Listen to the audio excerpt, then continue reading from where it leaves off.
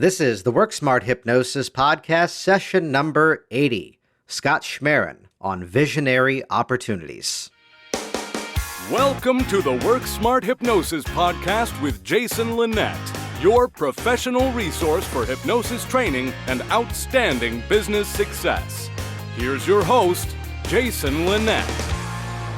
Jason Linett here once again with the Work Smart Hypnosis podcast, and you are about to encounter an outstandingly memorable conversation.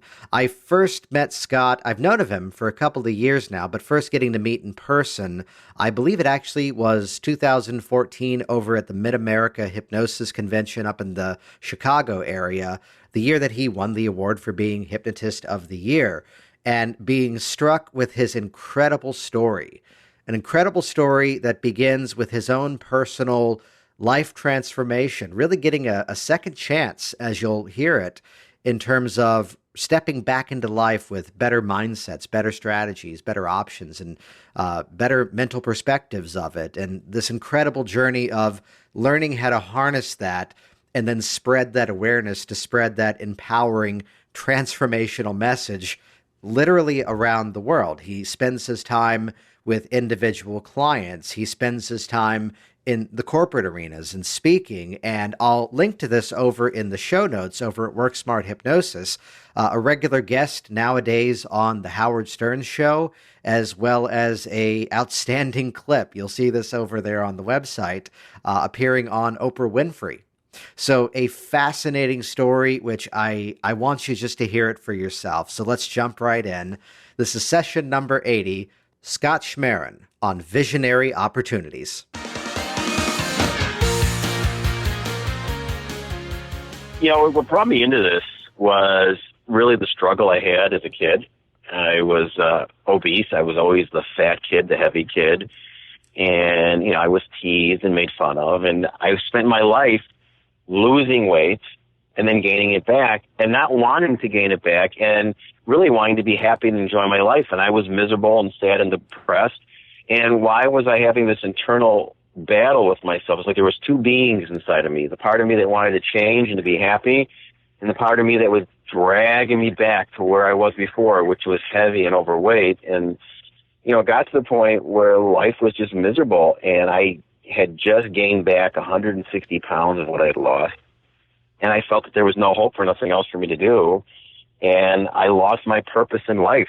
And I took a bottle of sleeping pills, and I took a bottle of painkillers, and I took them. And I said I didn't want to live anymore.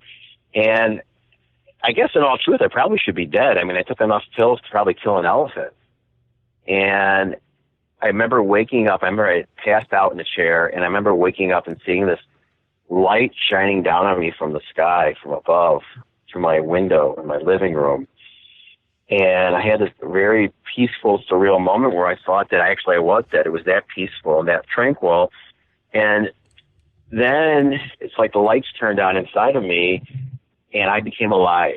And I realized that my whole life I have been blaming everybody else for my problems and my troubles and my misery and my anger.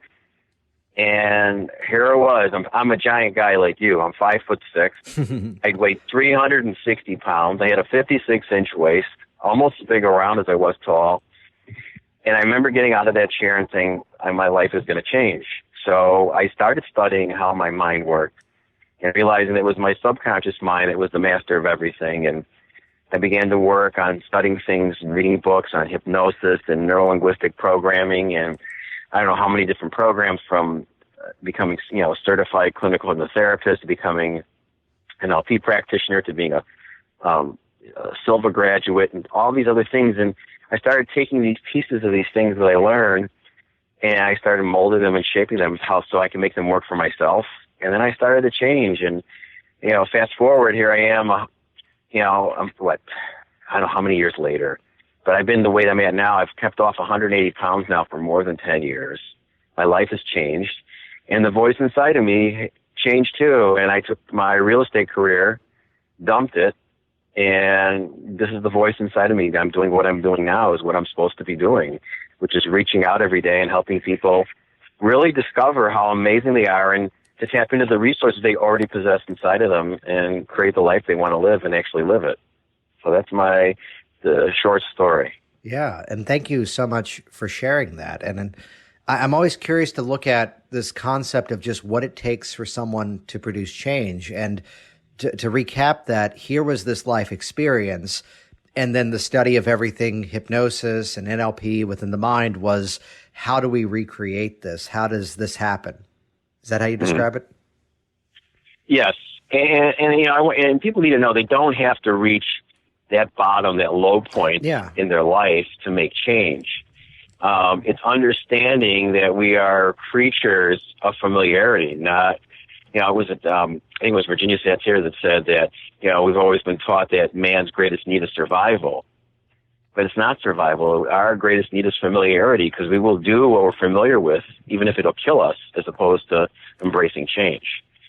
So it's really realizing that you're not happy where you are, and then realizing that over a long period of time, we've just reinforced these behaviors and these habits inside of ourselves, and we've got to change them by creating new pathways in our mind, and then just reinforcing those pathways over and over again until they become your norm.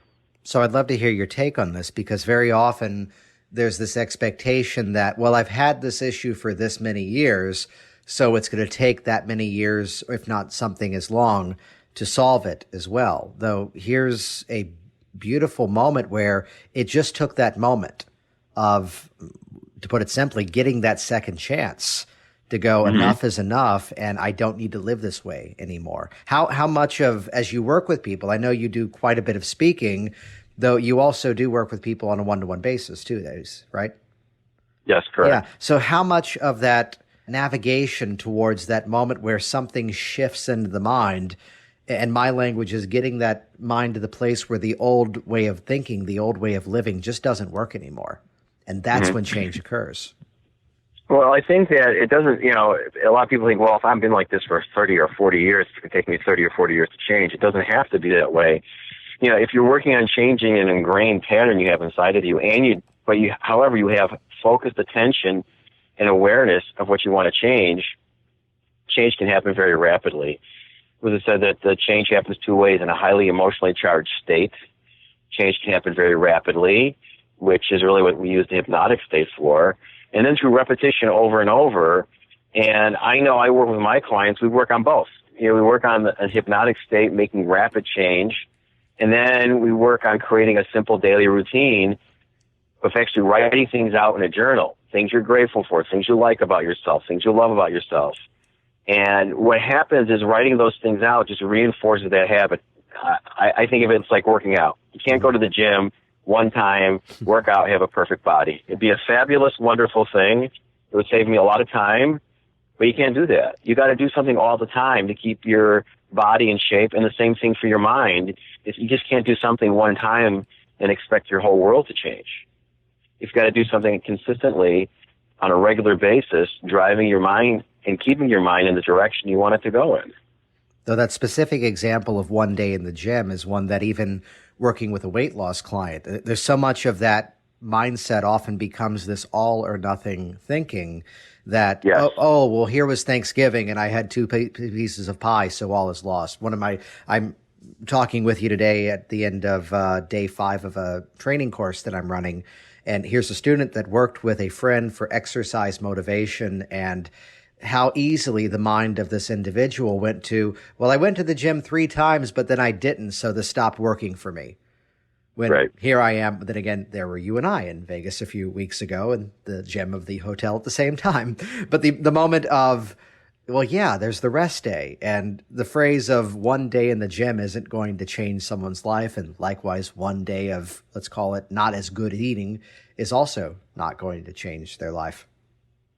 I agree. Well, I think, and I'm also going to speak for myself, I used to be that way, is many of the weight loss clients I work with, and I struggle with this, they're perfectionists.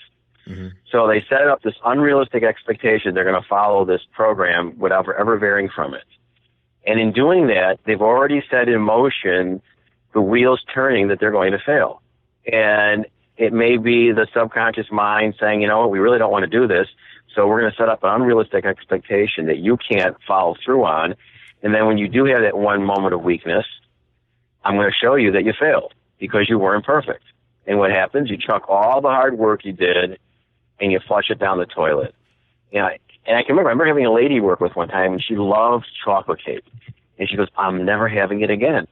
I go, that's really a dumb proposition. I said, because you know what, at some point you're going to have it, and then all the hard work you put into this is you failed. The goal would be to say food has no power over me anymore. And if I have a piece of chocolate cake, what's the big deal? It's not going to hurt me. It's not talking to me. I'm not having a conversation.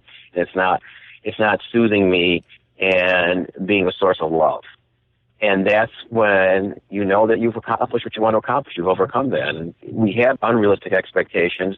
And I also think, especially I see it more in weight loss, I see it in other things too, is a lot of times when someone has been heavy for a very long time, it seems to be that value and belief system that being heavy is safe and loving and whatever else they're getting out of it is very, very strong. And it's almost as strong, if not as strong, as a religious belief. And so then when you go after it to try and change it, you get moments of kickback and resistance. And that's a bad thing. It's a very bad thing. And what happens is, I don't know if you find this in your practice, is that when people, I'll tell my clients, especially working weight loss, that at some point you're going to have a moment of resistance and you're going to be totally unaware of it. And I'm going to let you know when it happens. And that moment of resistance could be something simple, like they've been following, like I'll give them follow-up to do for 7 days in between our sessions, and they'll do it 5 days. And then the 6th day it says, I don't feel like doing it. You've been doing it for this long. You could take a day off. Or it'll be, I've been doing this for 3 weeks and I just haven't lost 500 pounds yet. So this is not working and I'm going to stop doing it. Mm-hmm. And those are moments of resistance that if you don't push through and get past, they'll end up going back to where you were. And your subconscious mind in that instance is really trying to push you back to where you were and keeping you from going where you want to go. Which I love the point about seeking that perfect outcome that just isn't a reality. Though I'd be curious, there's a phrase that I often grapple with, that there's clear examples where this is absolutely the case, though at times I would phrase it that the community holding on to this belief system might not be using the best of methods, where you'll see different numbers. It takes 21 days to install a new behavior, 30 days. What is your thinking on that? You know what? I don't think there is a specific number. Yeah, no. For some person, it could be a very short period of time. All I know when I worked on myself is that it didn't happen overnight, and I had to consciously make myself do the things, the subconscious work on a daily basis. Like one of the things I knew about myself is that I was really good at starting something and doing it for 7 days to 2 weeks. And then I would start to wane interest and start to fade off from it.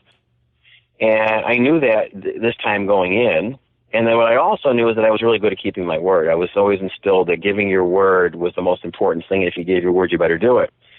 So it was just finding leverage. And what I did is the first time I started, keeping a journal and making recordings for myself and listening to them, is I made a contract with myself and signed it saying, okay, you're going to do this for the next 30 days.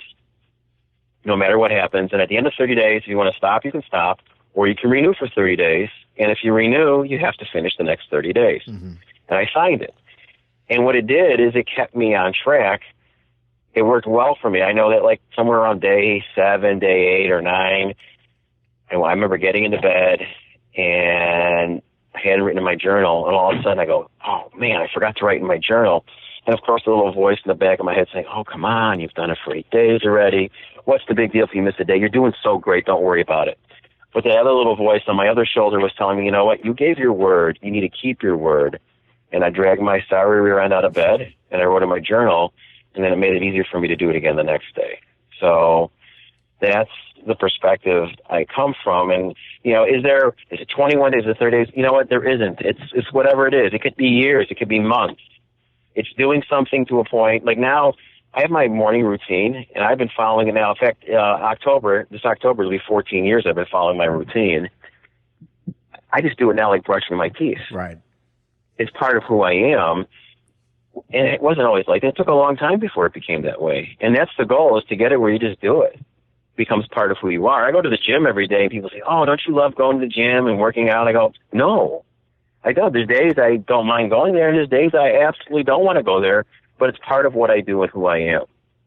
And that just came through lots of repetition and also installing this picture in my subconscious mind of what I want to look like and what I want to feel like and how I want to experience the world. That's something that popped up with a client just earlier this week, that he brought up the example. He's in the office. There's segments of his business that are starting to lag, and he's describing what's going on. And the guy by the name of Derek Sivers. Derek was the founder, CEO of a company by the name of CD Baby, which could best be described as iTunes before there was iTunes. And I may be paraphrasing here, but I believe the quote was, if everything in life came down to knowing the right strategies, we would all be billionaire CEOs with six-pack abs, which is hideously unfair because I believe Derek Sivers is a billionaire CEO with six-pack abs, though it's that place where only knowledge gets us to a certain point. So here's this guy who's in my office, and here's this chunk of his business that's been lagging. He understands it's not a strategy issue. It's a him issue. There are things he needs to be doing, and he's just not doing them. And he brought up that exact example of, he goes, I'm in the gym this many times a week. And he goes, there's one specific thing that he goes, I don't like doing the leg press. He goes, the way that I do it, the machine that I like, it's a lot of setup. It's a lot of get ready. And I'm always dreading that moment, but I always feel better once it's done. Mm-hmm. And he referenced that, and that just became that perfect through line of this pops up. I had a moment one time where a student of mine calls up, and it's a client who, and this is a rather specific example, that he has this almost PTSD style reaction when someone sings the happy birthday song, which I might have heard and went, I've never heard of that. But I've had the same with a client who, with the issue with the with Jingle Bells. Basic story, she's in a elementary school production, and she's the lead elf. She's supposed to burst out of this package and be the lead elf and sing a funny song. Well, the scenery is stuck, and she's there freaking out, and they're just vamping and repeating Jingle Bells over and over and over, and let's call that an ISE. So the student calls up, and she goes, I'm going to suggest that she now likes the song, which I think that's too far of a leap. When there are things that we do that, the easy example, are there people out there who absolutely love and adore brushing their teeth? Yes, there probably are. Yet for most of us, it's that thing that we do because we know we should, we know we have to, we know the benefit of it. And to fold in some of these strategies, it's how I think it's a counterintuitive strategy sometimes, but to take away the novelty of change. To fold things in as if that's just how we've always done it, yet still appreciate the benefit we get from it. Yeah. You know, what you're saying makes total sense. And what I find is, people will do something for a lot. Actually, I think a lot of people when they come to work with us, they have this idea that, okay, I'm going to go see him and we're going to work a few sessions and I'm going to be cured. I won't have to do anything anymore. Mm-hmm. And what happens is they don't realize the commitment they need to make to making change. And it's an evolution. It's a lifelong process. Like it reminds me, you started mentioning about business. I had a lady come to me, and she owned a telemarketing business. She owned it for a long time. And she was bored, and her business was starting to wane. And she was off track, and she was being lazy with her health and lazy with her business. And so we worked for a short period of time, and things started getting better. And she went her merry way. And about 9 months later, I get a call from her. And she says, business is crappy again, and I'm not happy, and things are miserable. And always my first question is, are you still following your daily routine?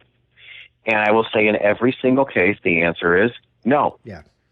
And you ask them why. She says, well, I just didn't think I needed to do it anymore. Everything was going great. And I didn't have to do it anymore. I was cured. And the rationale should be, if everything's going great, it's because of the things I'm doing. Why wouldn't you keep doing it? Maybe even expanding those things and looking for new ways to stretch your mind and to expand the limitations you have so you can do even more and greater things, or maybe go in a different direction. And I think part of it's our society. We live in a world that everything is instant gratification. You have a weight loss client I'm working with now. In fact, in our last session, he was upset that he only lost a pound. I go, do you realize if you lost a pound every week, you would lose 52 pounds in a year? well, what's wrong with that? But we live in a world where everything has to be now. We have to have instantaneous, spontaneous results, or it doesn't work, or we're a failure. So I want to rewind the story back a little bit. So we have the origin story, we have the education of how to harness this and how to share it. Though to look at some of your resume here, regular appearances on the Howard Stern Show, appearance on Oprah Winfrey, co-writing a book with Jack Canfield and Deepak Chopra. What was that journey from your own discoveries, your own transformations, your own education to now becoming an advocate, a speaker, a practitioner of all of this? How did that how did that become viral and spread for you? Well, it's interesting, and it came about the same way that the work I do with my clients is I find one of the most key important things for them is to have a vision, a goal, or a dream in their mind that they want to have. They don't have to worry about how they're going to get there or what the process is for them to reach that destination. Is they got to have that destination in their mind. You can't go on a great vacation unless you know where you're going. So as I started evolving and changing myself, I created this vision in my mind of how I wanted to look. I remember creating this vision, and I would write it out every day that I have a strong, healthy, lean, attractive, youthful body weighing 175 pounds or less. And I knew exactly what I would look like, and I look exactly the way I thought I would. And my weight now, between 171 and 174, it really doesn't ever change. And then I wanted more. When I started working with people, these thoughts and ideas would come to my head, and I created this vision that in my lifetime, I wanted to touch more than 10 million people. I wanted to help more than 10 million people in my lifetime truly discover how amazing they are and be able to live the life they've always wanted to live the life of their dreams. And when that became part of me, the wheels start to turn. And of course, you can't work with 10 million individuals in your lifetime. That's not going to work. That's not going to happen. So as it starts to get put out into the universe, I have no idea how that's going to happen. Well, I start getting opportunities. Like an example is I've been a Howard Stern listener, I don't know, for 25, 30 years. He has 20 million people that listen to that show. And I got on the show the first time by simply, I heard one of the guys on the show was talking about, he's friends with the husband of the Long Island medium. And he was talking about people come back from their past lives because they have unresolved business. And they were just chopping him to pieces on the air. Mm-hmm. And so I said, okay. So there's not a way to really call them. They don't give you a number. There's no nothing. So I go on their website and they have, hey, do you have a comment about the show? So all they put in there was, wouldn't it be really cool if we did a past life regression of this guy? Oh, by the way, that's what I do. Here's my name and my phone number. If you want to, you can Google me. And I left it. Didn't think about it again. And about, 10 days, 2 weeks later, I get an email from them saying, hey, we'd like to talk to you. We want to know more. And then what progressed from there, I got on the show. And the guy I worked with on the show, they didn't give him any of my information. They didn't want him to know who I was before I came there. And so he asked me, he goes, how did you get on the show? And I told him, he goes, well, that doesn't happen that way. He goes, we usually find somebody. And so, I've been fortunate. I did a program on Coast to Coast Radio the same way they found me. I don't want to say I seem to walk into things by accident. I don't believe that. I believe that you really get what you attract in your life. And I seem to have people find me. I mean, I'll even take it a step further is, all right, we're at Hypno Thoughts Live, and I'm teaching 2 programs there. And my model has always been, I want to work with people one-on-one. I'm not inexpensive for what I charge. I think I'm a great value for what I charge. And I speak. And I sat in Dr. Steve G. Jones' 1-hour program, and I've always been hesitant to take recordings and put together programs and sell them on the internet or on social media. And I sat through his 1-hour class, and I said, I guess that kind of makes sense to me. I need to decide, is that going to hurt my one-on-one coaching business, or is it going to strengthen it, or are the 2 people totally different? And then I decided I would stay. He had a 2-day program afterwards, and I decided to stay. And the first thing that happened is, I call my airline, and I call up, and I say, okay, I want to stay 2 more days. How much more is it going to be? She goes, it's funny because the flight you want to take home, which is 2 days later, is actually less money than the flight you're going on. So I actually got a $35 refund for staying for 2 days. Nice. Okay. And I sat through 2 days with 15 people. And my first question to him was, why are you here? You're making a tremendous amount of money. You're very successful at what you do. He goes, I want to start giving back a little bit. I'm friends with Scott Schmaren, and it would be, I wanted something I wanted to do, and he was filming it. So 15 of us got 2 days to spend with this guy who's highly successful at what he does. And all of a sudden the lights went on in my head, and I made a shopping list, and it's been 6 weeks since the Hypnothoughts Live ended. And I've been going through this whole proliferation of going through learning how to use social media. Now here's an even funnier coincidence. I get this email from Kevin Harrington, the Ginsu knife guy who's all over the place. Okay, he's one of the original sharks. And he has this new thing called the Quantum Entrepreneur Academy.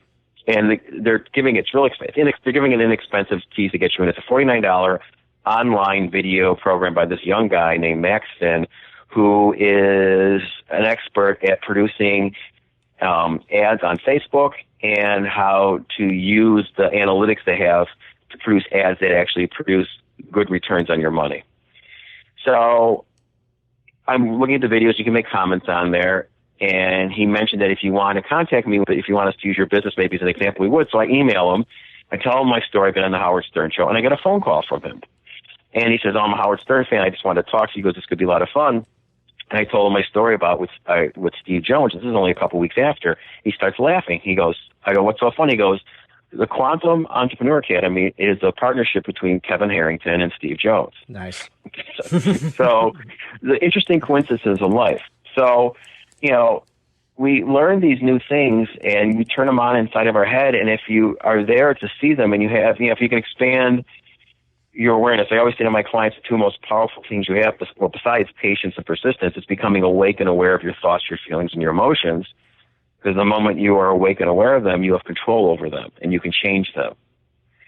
And so here I am. I put this idea out. I want to help more than 10 million people in my lifetime. And the tools and the ideas and the opportunities keep presenting themselves to me.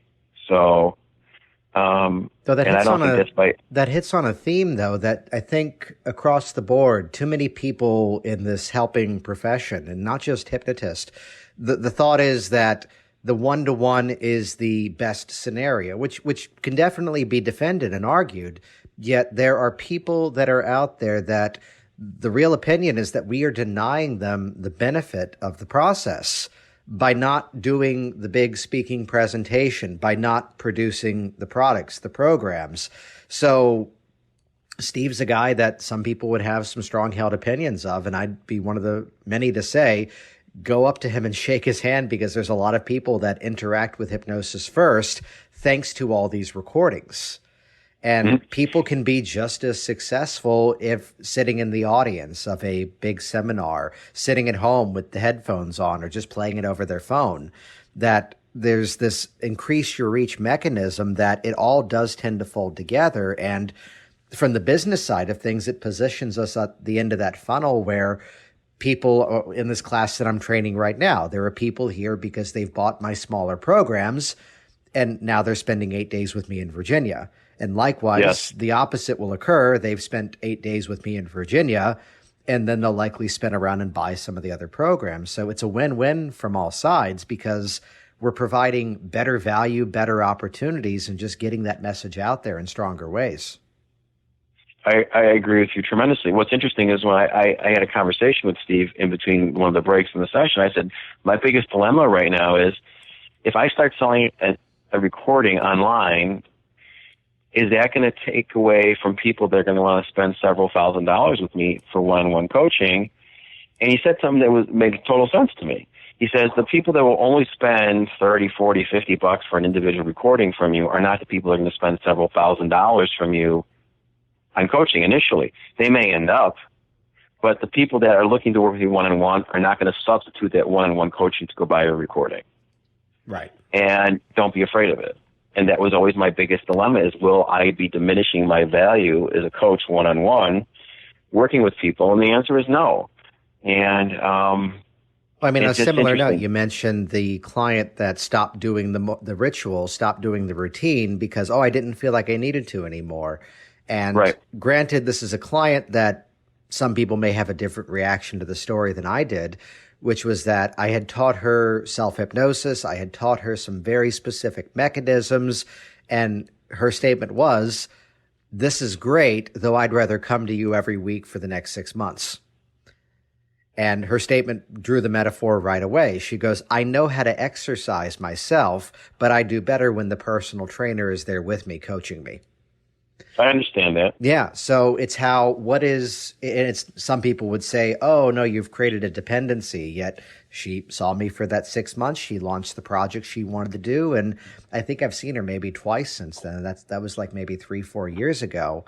So it's where we sometimes need that extra benefit. And it's this place of, I'd say, respecting the client's individual strategies. Now, granted, I was okay with that, not because she was willing to pay for it, but because that was her strategy. That's what she felt would work best for her. She had presented that, let's call it a hypnotic contract, that this is what's going to work best for me.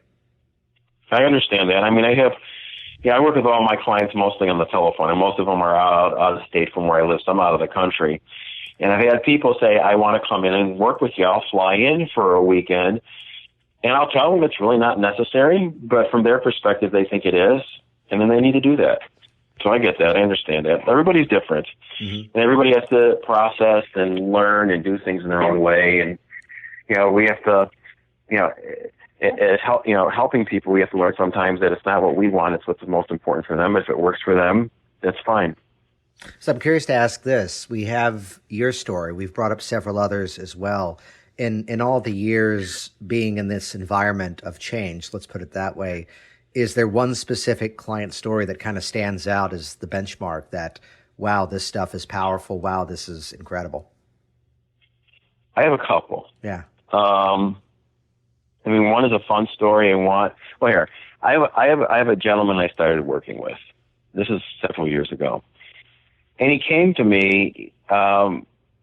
It was a pain issue. He was a battlefield EMT in the first Gulf War in the early 90s, in Operation Desert Storm.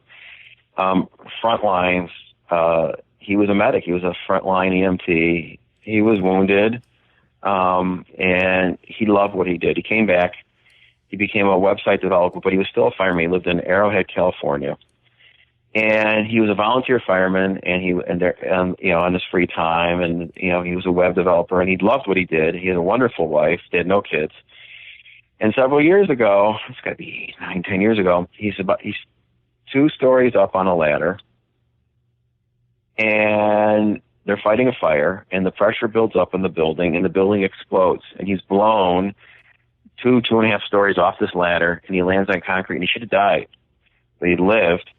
And he had damage. He had nerve damage to his spine and to his legs, and his life became hell. It was pain. He had multiple surgeries, even tried to put a pacemaker on his spine to control with electrical impulses the pain signal that was being sent to his brain. And that didn't work. In fact, they moved to Chicago for another surgery. There was a surgeon doing this very different, unusual surgery, and of course it didn't work. And so he came to me and he says, I have to do something. I can't take narcotics because I can't think and I won't live that way. And if I can't do something to control this, I'm going to kill myself because I cannot live the rest of my life. He was 40 years old. And so, we always set a goal. And, sometimes we think the most simple goal, we just take things for granted that we do in our life. So his simple goal was he wanted to be able to go out for a restaurant with his wife. And now, here's his day. His day at that time was, if he spent more than 60 minutes on his feet during the day, his pain level would go up to a 9 or 10 and stay that way for 2 or 3 days, and he'd be in agony. On a good day, his pain level was a 3 or a 4. And so his first goal was, I want to be able to go out for dinner with my wife, sit down in either a booth or a chair in a restaurant, which I can't do, have a glass of wine, have a wonderful dinner with my wife, look my wife in the eyes, and tell her that I love her. I go, wow, that's something we really take for granted, and that's really pretty powerful. So he worked on that, and he was able to manage his pain, and they went out for dinner. Actually, they went for dinner, and they went to a movie afterwards, which is something he hadn't done in years. And then on our next session, he says to me, I think I want to do some more things than this. So he had this idea that he wanted to start updating his technology skills for building websites. So Adobe has a major office in Chicago, and he called them up and he told them his story, and they invited him to a training. And the training consisted of 5 days, 8 hours a day, sitting in a classroom. And he did it. And then they liked him, and they invited him to advanced training, which was now he had to go into the city. And they had an office in the city of Chicago, so that involved him going to the train, taking the train into the city, and then walking almost a mile to their facility, sitting in a classroom for 8 hours, walking almost a mile back to the train, take the train back, and go home. And he did that. And his life is full and alive now, and he can manage his pain. It's not always gone, but he can live with it. It's manageable, and he's functioning in the world. And his story, he came to me one day. He used to come in once in a while for what he would call a tune-up. And we're walking out of my office, and he says to me, he goes, if I could write you a check for $1 million, I would write you a check for $1 million. And I encouraged him to do it. He goes, but I can't. And then he pulled out this medallion, and I carry it with me wherever I go. It's a St. Florentine medallion, which St. Florentine is the patron saint of firemen. He goes, we earned these medallions for doing heroic deeds. He goes, and I got this medallion for saving somebody's life. And then he handed it to me, and he goes, thank you for helping me save my life. Wow. And it had to be one of the most moving moments I've had, and probably the most impactful moment I've had in anything that I've done. So, and it had a lot of meaning. It still has a lot of meaning to me. Which I love that, because in so many ways, it's what are those things we can get back to that normal of doing? What are those things that I think as this has popped up as a theme this weekend in this course, where they're so focused as the new student on, okay, it's someone coming in for some sort of pain relief, and assuming we've gone all the appropriate channels, it's the what about that feeling? What about that feeling? And it's this chicken or the egg moment of, as he's now doing those things that he wants to do, the comfort is increasing. And as the comfort is increasing, he's also able to do those things once again. So it's that emotional. There's a chiropractor who took my class a while ago, and he said something one day that just kind of smacked you upside the head with how brilliant it was, as the line was, pain is inevitable, suffering is optional. Mm-hmm. And that's just stuck as a theme ever since then, of how is it that we work with somebody that there may be some things, as you mentioned, the pain wasn't entirely eradicated, yet here he is back in his patterns of life once again.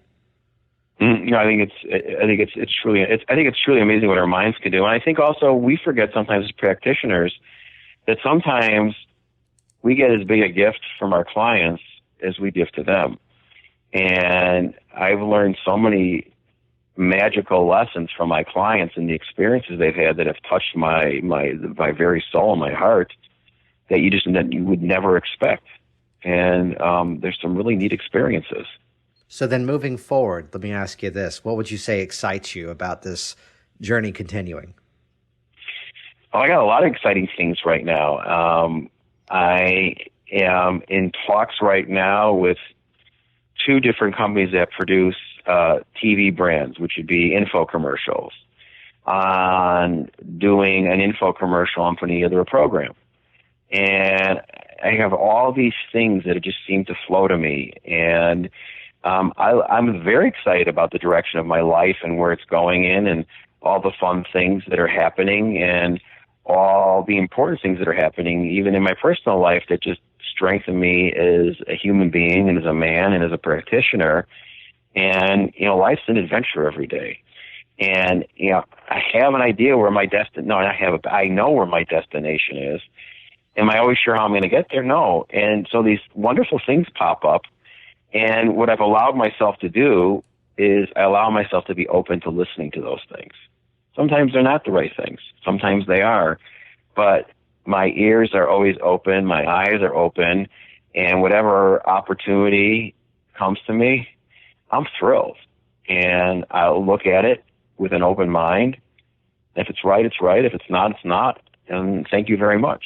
So I look forward to all the wonderful things. And who knows, those ideas might change. I'm changing the model for part of my business now that I never thought I would ever change. I love it. Changing again. So I've got to ask the question, though. I love the branding, the title of a neuroperformanceologist. Yes. What I found is a lot of times in the corporate world, there's a very negative connotation to the word hypnosis, even to the public. We think that we're the guys, with the pocket watch waving in front of people's eyes and making them bark like dogs or cluck like chickens.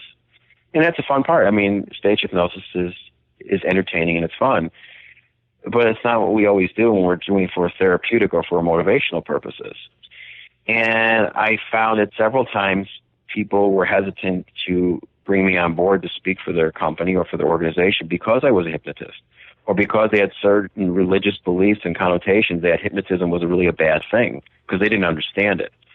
So I just changed the moniker of what I used. And I came up with that. I don't know when I came up with that term, but it's the brain and it's about performing better. So I'm a neuroperformanceologist, like doing a tune-up on your brain. I love it. So that's where it came from. Yeah. And I love it because it's something you've never heard before, but the moment you hear it, you go, yeah, I get it. It defines the direction moving forward. Well, Scott, this has been great. How can people find you online? People can find me online a couple ways. You can email me at scott@ultimatevisionarymind.com, or you can go to my website the same way. You can reach out to me there, which is ultimatevisionarymind.com. And if people want to call me directly, they can call me. I'll give you my phone number. You can reach me at 847-331-5848. And we'll put all this in the show notes over at worksmarthypnosis.com, links as well, and a couple of videos over there too for you to check out to see Scott in action. Scott, this has been phenomenal having you on here. Thank you for having me. It was awesome. Absolutely, and I'll see you around. Thanks for listening to the Work Smart Hypnosis podcast at worksmarthypnosis.com. Jason Linett here once again, and thank you so much for those of you at home, in your cars, in the gym, or wherever you are interacting with this program. And of course, absolutely thank you once again to Scott for carving some time out of your very busy schedule to spend some time with us here today. The concepts that Scott shared there in terms of how we produce change, I love that as a concept in terms of thinking about it, that it takes just a moment to get the foot in the door. Yet then from there, it takes the respective strategies, behaviors to keep that congruent with us, to keep that in motion. I love the phrase that, well, you brush your teeth every day. So to do something for yourself, it's how you often hear of this mindset of win the morning, win the day, start the day on your terms. Do not begin the day in a reactionary mindset. And on a similar note, some of the most successful hypnotists that I meet in this profession have a passion towards their own ongoing education. So you heard Scott tell his story of attending conventions and attending workshops, and I attended his, and I'm very proud he was there attending some of mine as well. So this mindset towards continued education, and for that I'd share with you Hypnotic Workers. Hypnotic Workers is the entire digital access library to my hypnosis trainings. Everything from inductions to deepening strategies, as well as techniques for change that you just will not find anywhere else. And the real icing on the cake inside of Hypnotic Workers is that there are several client demonstrations, real sessions from start to finish for you to observe, for you to model, for you to interact with. Interacting inside of the digital content by watching the demos and discussing inside of our private membership forum as well. This is a full access pass to all of my hypnosis training, which you're able to get started learning and interacting with today for just $47. So I'd encourage you right away, head over to hypnoticworkers.com, learn all about the program, sign up, get inside. I know you're going to find it outstanding. Thanks again for listening. I'll see you soon.